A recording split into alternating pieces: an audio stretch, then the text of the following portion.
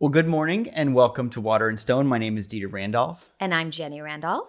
And this is the first week of discussion, the second week of our monthly workshop. And this time around, the theme is unmasking. It has to do with taking down the barriers between you and what's true, what's important, what's going to make you a happier, healthier, more functional, more successful person, closer to God, the whole deal. And we'll get into some stuff. And we did get into some stuff last week with the workshop. And I hope you had a chance to watch that and all that.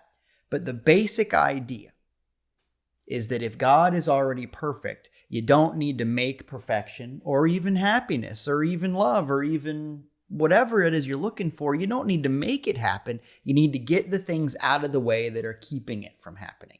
In other words, you need to take out the garbage. So we're going to be talking about that today. And as I often do, I really want to get going. But the most important thing to do... We must do the opening prayer. We must do the opening prayer. So let's center in together. God is and I am. I stand on holy ground. Right here and right now there is truth. Right here and right now there is freedom. Right here and right now, there is life. This is who I am. I am ready. From now on, I speak the truth. From now on, I choose freedom. From now on, this is my life. The unstoppable love of God prepares the way. I am ready. And so it is. Amen. Amen.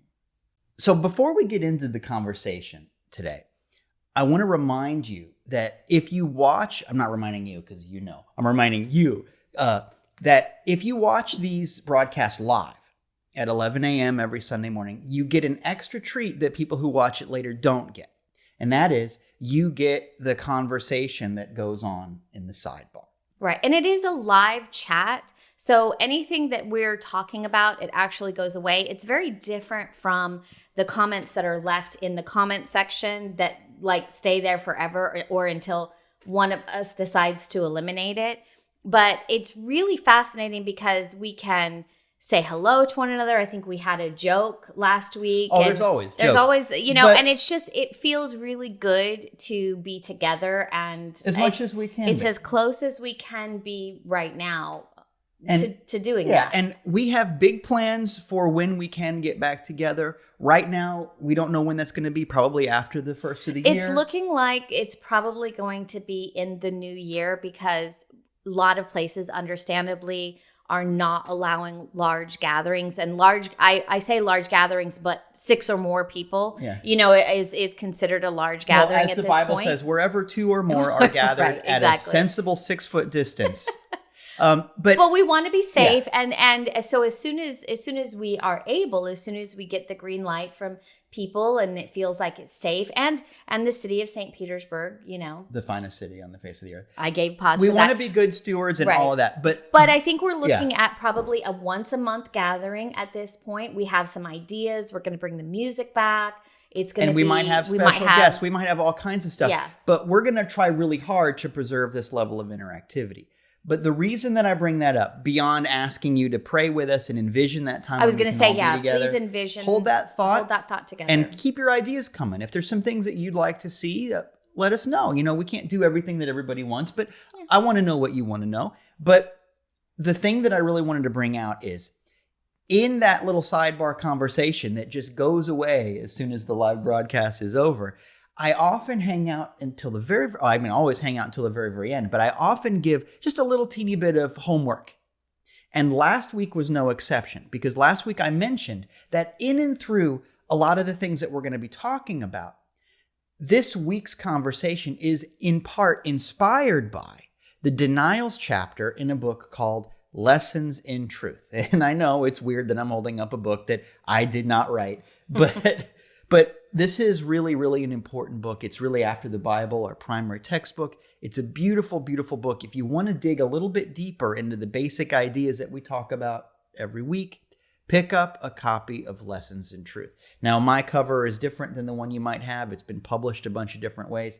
But whatever copy you get, there's really, really good stuff in there. So take a look. This isn't a class on lessons in truth. But some of the things that we're going to be talking about today are based on that. Yeah, the materials in there are just really good, and it'll give you an idea. It'll just help you to solidify these ideas about what we're talking about, because this is a conversation. It's, as you said, it's a conversation, not a class. Right. And I think it's important to, if you're interested enough, if you're interested in digging in on this kind of stuff, which I think you should, read the chapter and, grab a book. If this week ends up inspiring you to want to dig deeper, the Denials chapter in Lessons in Truth is a great place to start. Absolutely. And speaking of that, one of the ideas that she brings up in the chapter is a good place to start our conversation that's going to go all kinds of different directions, some of which are not in the book.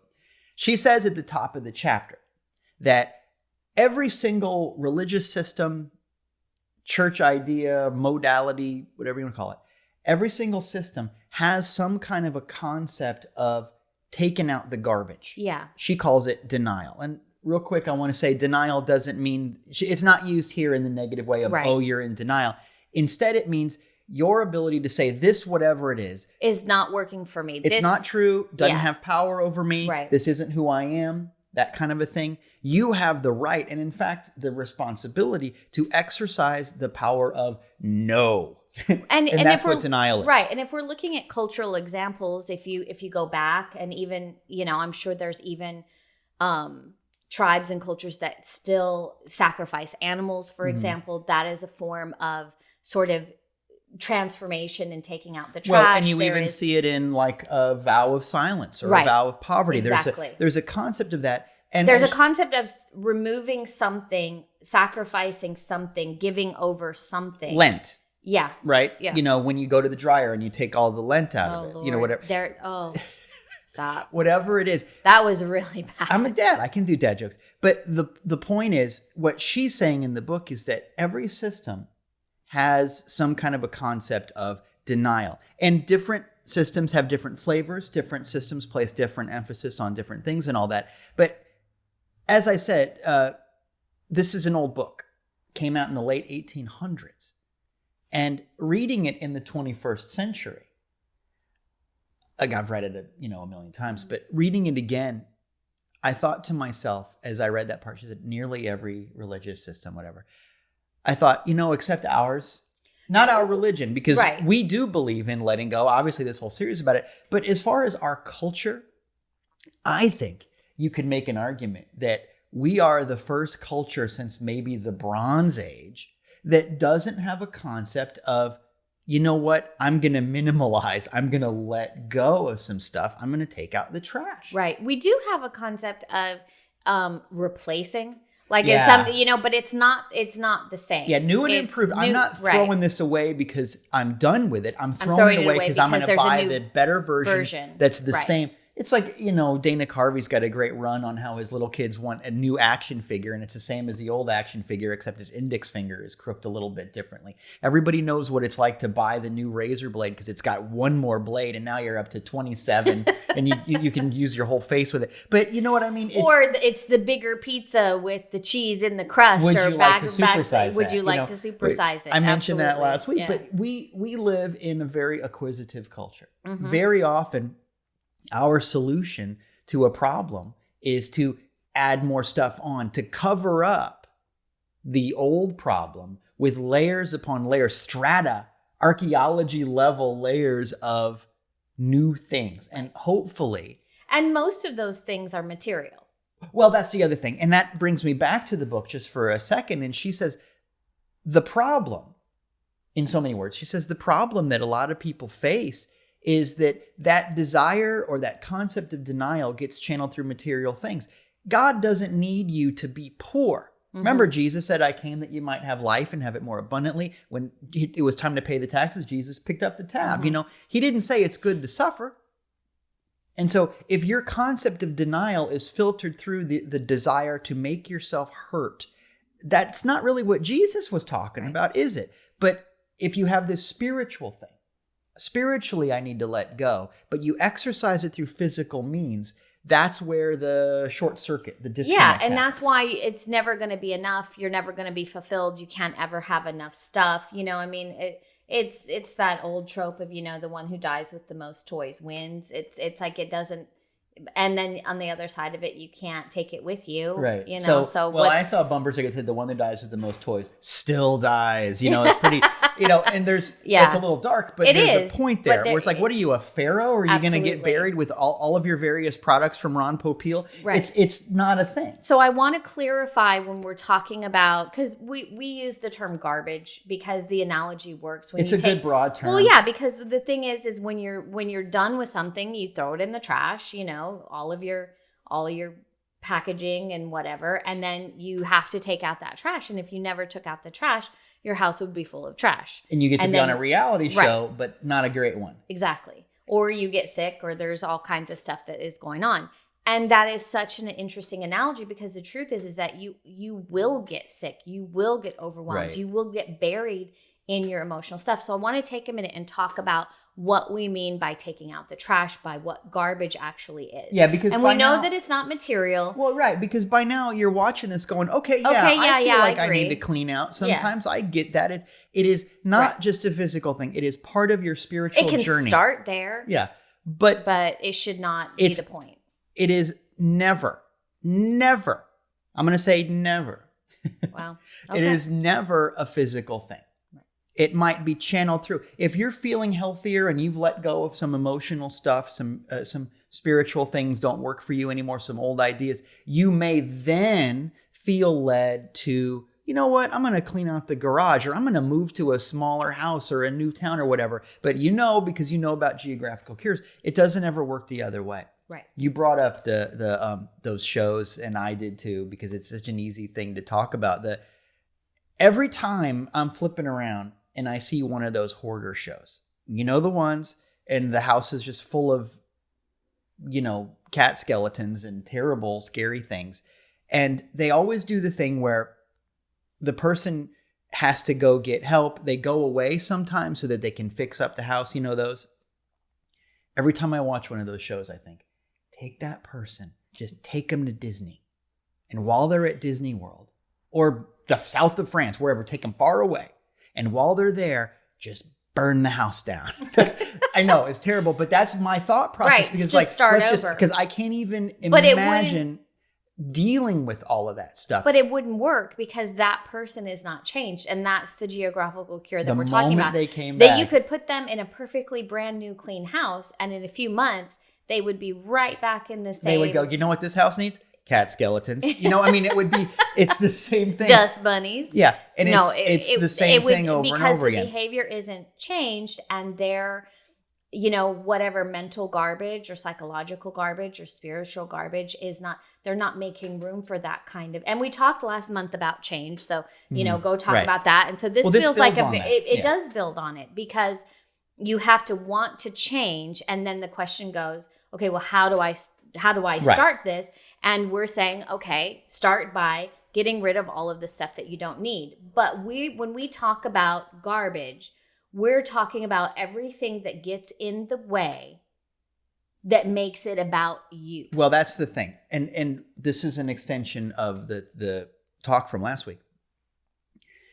We're like, okay, take out the garbage. Mm-hmm. And you say, okay, I'm in. Yep. Where do I do that? How do I do that? Yep. And we just said, well, it's not anything physical.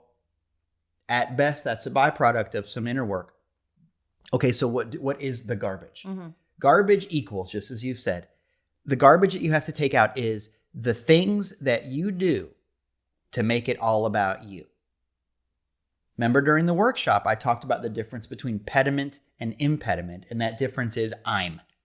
Mm-hmm. Think about how often you're upset because someone isn't doing it your way. Right. How often you're upset because your expectations weren't met. I thought it was going to be like this, and it wasn't. Think about how often it's that. Now, once again, just as you said, this builds on the series we did about change, because part of this has to do with what are you doing to make yourself nimble, and let's double down on that. Right. Think about the things that you do that are all about personal drama. Me and my stuff.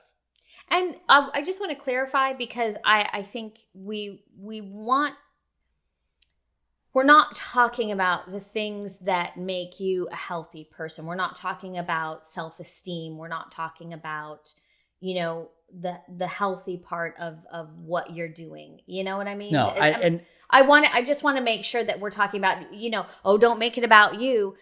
It's okay to have self-care.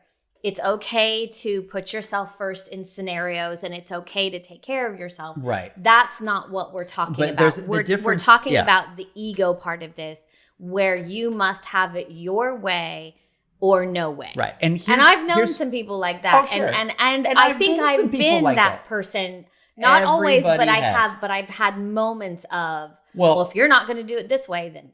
So here's the thing. There's a couple of things to say about that. First of all, nobody is like this all the time.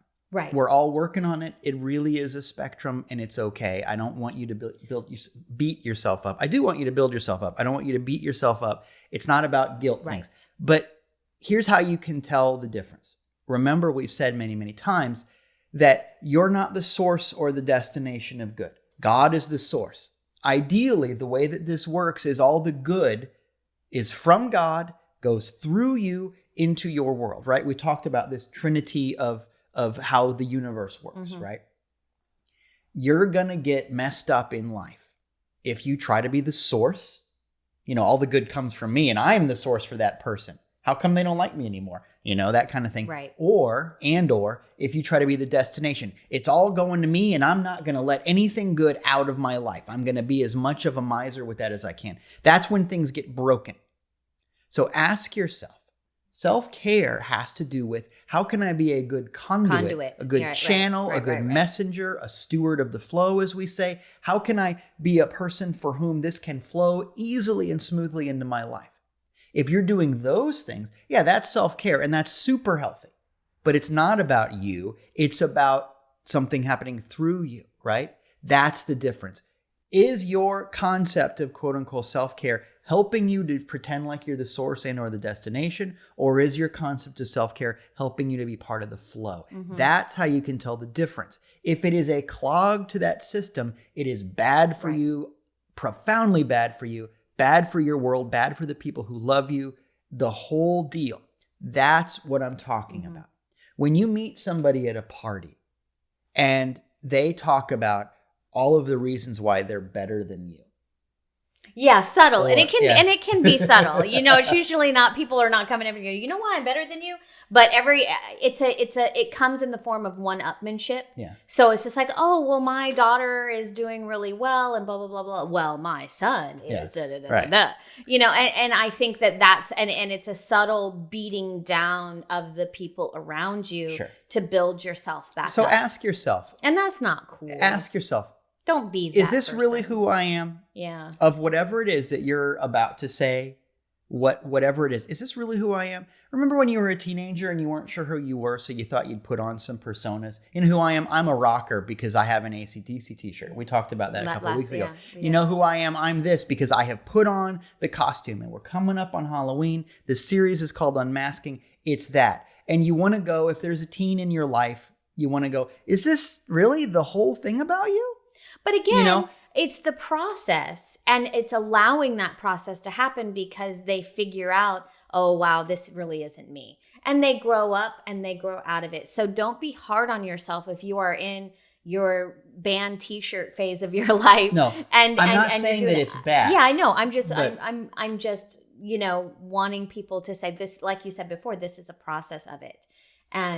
But what I am suggesting is you're going to get to the point where playing with the persona is going to lead you to abandoning the persona. You're going to get to the place where it's okay to wear the equivalent of the band t-shirt, but you're going to get to the place where you go, oh, this isn't who I am. And in fact, in order to be who I am, I've got to put away the thing that I hold up in front of my face so that people can't see the real me. It's that stuff. The garbage that we take out is the garbage of, this is not really me, but I'm pretending it's me. It's the mask. It's the pretense. And ask yourself right now, what are the things that I do to make it all about me?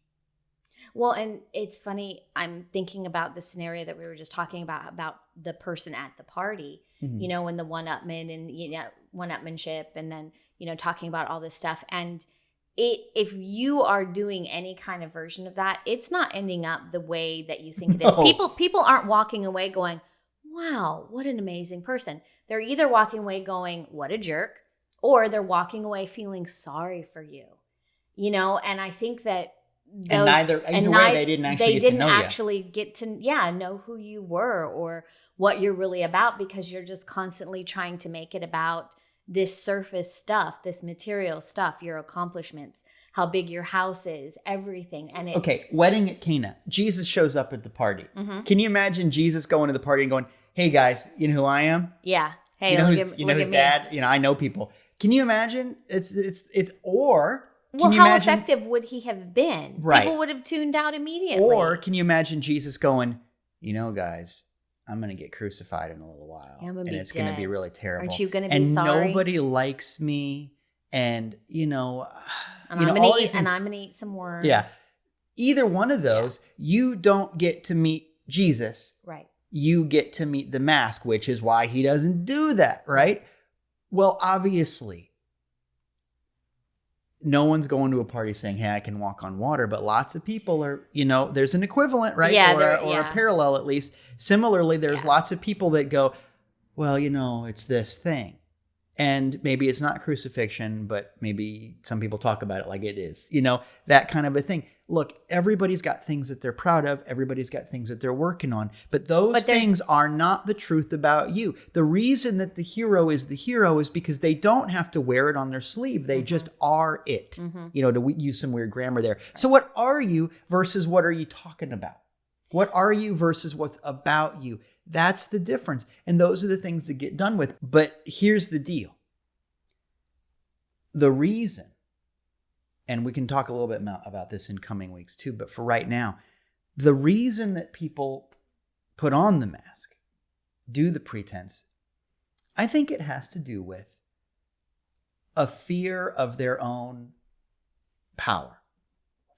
Oh, sure. Because if you want to be the Christ, you got to be the Christ. It's not complicated. You got to step into that. If you are really not putting up any defenses.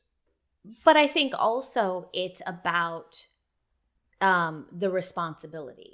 When I first started, thinking about these concepts and coming away from, the fundamental ideas of... Because you come from a pretty traditional... I do come from a very traditional Christian background and fundamental background. God is a guy in the sky. Yeah, and all of it. Keeping score, the whole thing. Absolutely. Yeah. And through my spiritual journey, and everybody has their own spiritual journey. This is just mine. So here we go. You're going to get to know me a little bit more. But I think when I was introduced into these ideas that God just loves and there's one presence and one power, it was such a shift for me because it was so easy to have somebody to blame. Okay, well, God doesn't like me very much and, he's going to get mad and, you're going to get in trouble or Satan's coming in and doing all doing whatever. But why is my life unhappy? God doesn't like you. Oh, okay. Yeah. You don't have to noodle on that. It is what it is. Evil is working its way through in some way or another. Yeah. But when you step back from that and really recognize that you're a child of God and that you have responsibility for the things in your life, the people in your life, the things that you say, and even to the point where it's just like, I can say anything I want during the week as long as I go and ask for forgiveness on Sunday, I'm good.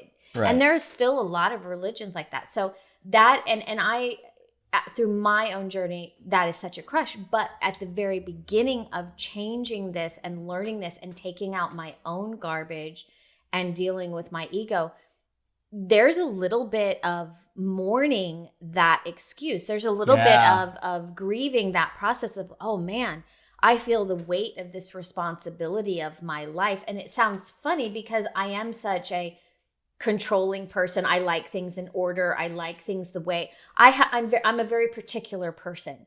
And so for me, acknowledging that I had given over so much of my responsibility and so much of my power. You want to face that. No, you don't. And through that process, you're like, oh, wow. And there are some times at the very beginning that I wish I could have unlearned what I learned. Oh man. Well, see, and go back up, to the old ways to where it's just like, listen, I don't need this in my life. I just let me go back to a simpler time. I had the opposite experience. The illusion is that it really wasn't a simpler time, but it felt simpler because it was what I knew. Right. Well, I had the opposite experience because I grew up in this tradition, maybe a little bit different flavor of it, but the basic idea that I grew up with was that it's on you. Right. God is the love in your heart and the power behind everything you do. And so it's on you to be the best version you can be. And so my thing was, oh, this is all my fault. This is, and so I came at it from a different thing. Same but different. And I remember being a little bit jealous of my school friends who could just blame things on, well, the devil did it. And the thing is, it's not different in other traditions. Right. There are lots of, this is why, once again, this is super, super important. This is one of the keys to this conversation, and we're going to hit it over and over again throughout these weeks. It is not about the physical thing. There are lots of people that go, oh, well, that old idea, I know that God is not a guy in the sky. I know God's not like Santa Claus. I know that there's not a guy with a pitchfork behind the shrubbery going to get me and tempt me. I recognize that I am in in an active role in my life, and I get that and I understand that. However, Mercury is in Gatorade or whatever it is, and I can't do it today because you see I'm a Capricorn, or my crystals were battered. The tarot card said that I should, I got a straight flush and I need to stay home. The color red. Yeah, whatever. The fortune cookie said. And the thing is, all of those things end up being the same deal with different words. You can act like you're really spiritually evolved because you're not afraid of this distant deity. But on the other hand, you still are giving your power away to the crystal, or I can't go in the room unless I saged it. Making it all about you. Again. You're making it all about your process that you must go through in order to, and you're externalizing. Is that a word? It is. It is. I'm sorry. I had to check myself. It's so funny. But you're externalizing all of the stuff that you're feeling on the inside, and the desire then becomes putting more stuff on again and it doesn't have to be, it can be, your Sunday go to meeting clothes, right. and your Bible, or it can be something where you go total new age and have that part of it. Right. Well, I remember Steve Martin a million years ago said, I wouldn't believe in anything if it weren't for my lucky astrology mood watch. And it's that. Mm-hmm. It doesn't matter what you call it. Externalization is still externalization. And it ends up being a withdrawal of responsibility and accountability. And it can be, but I get that people it can be scary. And I get that people can sometimes have what seems a little bit like Stockholm syndrome, where I used to live in fear and I miss having somebody else call the shots. Yeah. I get that. But the thing to remember is that Jesus didn't require spiritual paraphernalia. He didn't require any of that. Instead, remember what he said. Deny yourself and follow me.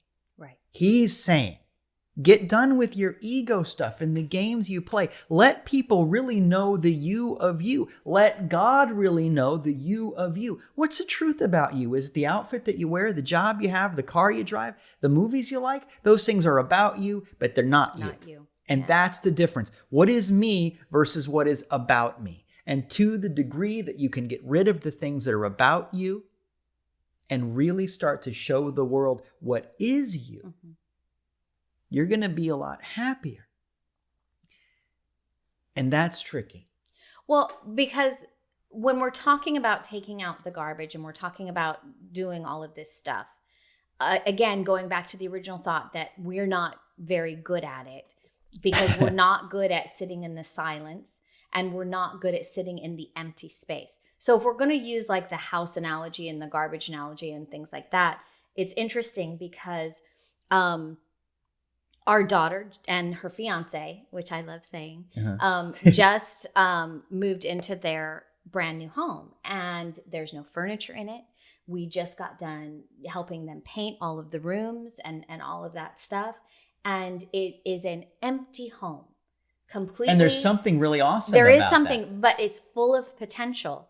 And I love how they're taking their time moving in and just filling it with the things that they really love and treasure. They don't want to hurry the process. They're moving out of their apartment slowly and just putting the stuff that they really care about. And I know one of the things that they did is they went through all of their things and got rid of a bunch of stuff. And we're talking about material, obviously, but it's a good metaphor, though. It's a great metaphor. So if you can sit in that empty home and just for a minute, sit in the silence and really think about, what do I want to fill this with? Right. And that's the thing. Not necessarily replace, because we just talked about, the idea of these old ideas. And I will say that fear that comes in with the changing, and the fear of getting your ego out of the way, and the fear of not making all about you. And it is fear, because you don't know who you are for a minute. Sure. And there is a desire because to rush I define in. myself by all my drama. Right. I define myself by all of my fear, by all of that.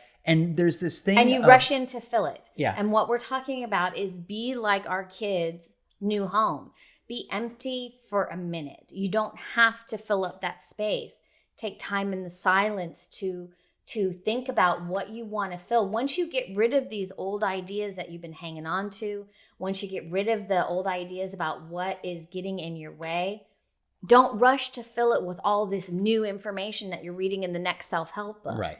And the thing is, it happens so often. This is the Geographical Cure thing where somebody goes, I hated my job and I got a new job and I hate this one too. Well, yeah, because you have the attitude that you're supposed to hate your work. I fought with my boyfriend or girlfriend. I broke up with them, and now I fight with my new boyfriend or girlfriend. Yeah, because you didn't change anything about your attitudes about love. I was afraid of God, and now I can't leave the house unless I've saged the front lawn or whatever. It's the same stuff because you didn't look for change in a deeper place. Here's the deal.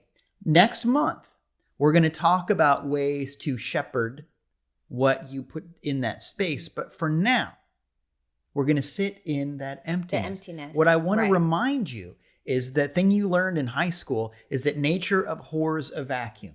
And that has nothing to do with Hoover versus Electrolux versus Dyson. Nature abhors a vacuum. In other words, if you make space in the universe will fill that space.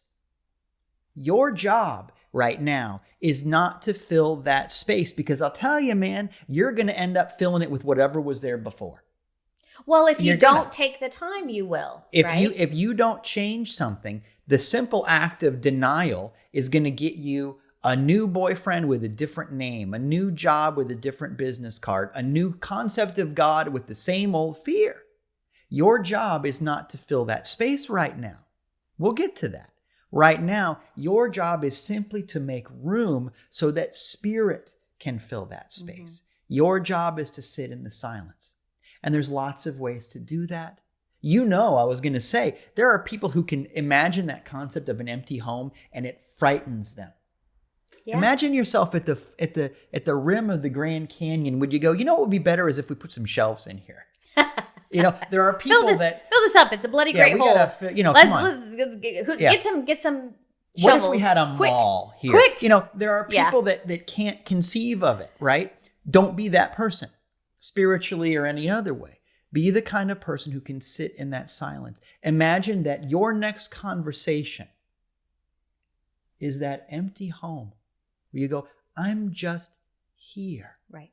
And instead of struggling to fill every nook and cranny with your ego stuff and your drama and insinuating your stuff, physical or otherwise, take a minute and just appreciate. Take a minute and just be. Now, that sounds tricky, but there are little things you can do. Little things like driving the car, turn the radio off for a second. Mm-hmm. Put the phone down and just be with your family for a minute. Eat at the dining room table. Those kinds of things. But more than that, this is the big deal. This is part of your homework for the week. When you get into your prayer time, you do the things you do. Do whatever you need to do for your prayer time. Get started with the prayers that you know and all of that. But I want you to really cultivate just sitting in the silence. Learn how to listen. The object of prayer is not to fill the space with more of my ideas. The object of prayer is to manifest and experience and channel and whatever else more of God's ideas, right? So your concept is, can I get to the place where I'm in my prayer time and I'm just listening? Now that sounds weird. I don't know if people from a more traditional background have this experience, but from my background, that's really weird in a funny way, because we're taught to affirm and label and just, okay, God, it's going to be this and this and this and this. And I know all my statements and I memorize these things and I know the whole thing, and you fill every moment and you sound like a tobacco auctioneer in your prayer time because I want to get it all in. I got to memorize it. New Thoughters are far more weird about catechism than any pope you ever met. It's one of those things. Well, I think in more fundamental prayer, we're just screaming at God. We're just yelling our demands up into the sky. Please, God, will you please listen? It's like Come on. the waterfront. Yeah, absolutely. Stella, you're down below. Stella. Yeah, but I could have been a contender. Yeah, but I'm not even going to try to do the accent or whether or the impression. It's talking. I love that you come from a feeling place, and I that's something that I want to cultivate. Right. But I think that either way, you're filling the space instead of experiencing the space. Yeah. And that's the thing. Ask yourself, as those words sound kind of airy-fairy, but I'll stick with them. Ask yourself, the next conversation, the next moment, the next movie you watch, the next whatever it is, are you filling the space or are you experiencing the space? Right. Yeah. How did you like that movie? Well, for the parts of it that I watched versus the parts I was playing Candy Crush on my phone, golly, can we just be where we are? Right. And I got to tell you, once again, this may be the first civilization since the Bronze Age that's really bad at that. And we need to get it back. Yeah. So once again, cultivate some silence. Get into your prayer time and learn how to sit. Make your list, even on paper if you want. What are the things that I have done, behavioral patterns, whatever you want, to make it all about me instead of making it all about God? And I don't want you to beat yourself up about it. This isn't about guilt. That doesn't help anything. But just remember, when Jesus shows up at the party, he doesn't make it all about him positively or negatively. Be like that. Well, when you're really honest about who you are, it's so liberating. Just tell yourself the truth. You know what's up. You know what you're doing. You know how you're getting in the way because you know how it makes you feel when you do it. That's correct. And you know how it makes other people feel when you're doing whatever it is that you're doing. So, if you're the bully in the room, you need to think about that. Or if you're the wallflower in the room, you need to think about that. Because neither of those things are the whole truth about you. Exactly. So I just think, be honest with yourself. Think about the things that you're making it, the ego part about making it all you. Try to change that. Know that there will be some grieving and some scariness of letting your old self go, right? But it's the same fear of you're behind the wheel for the first time in the family car. All of the times that you go through your first experiences that you've never power done and before, responsibility, man. Right? Beginner's brain. It's like, do that. And then sit in the silence and let spirit feel that silence. Don't fill it with more of your ideas or any other person's idea, whether it's a guru or a self-help book or even us. Yeah. Honestly, God forbid that we fill your head with anything. Here's the lesson. Cultivate emptiness so that the universe may fill it up. Yeah.